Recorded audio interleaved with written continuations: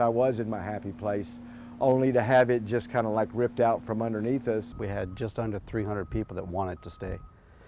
24 hours before the impact of the storm, it was down to 100. The day of the storm, 35 people staying behind in what would soon become the most dangerous storm to ever hit the Florida Panhandle. We were issuing permanent markers to write on their persons, their names and contact information. Police Chief Anthony Kelly and his team went door to door accounting for everyone, but for some, leaving wasn't an option.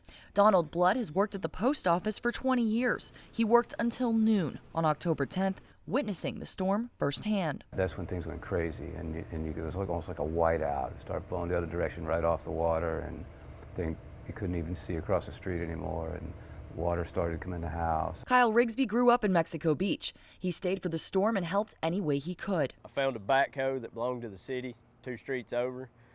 I'm actually a mechanic by trade, so I hot-wired it and started cleaning roads. Cleaning up the town he once knew was one of the biggest challenges he's ever faced. It was a hard thing to do, especially to see everything that once was gone. Other residents also took to the streets to clean and salvage what they could. We went around and found old fencing and anything that was really in the dump or on the side of the road that was being trashed. We picked up if we thought it had value and built the store out of a lot of those things. Mark Rice owns this liquor store, one of the first businesses to reopen post-Michael.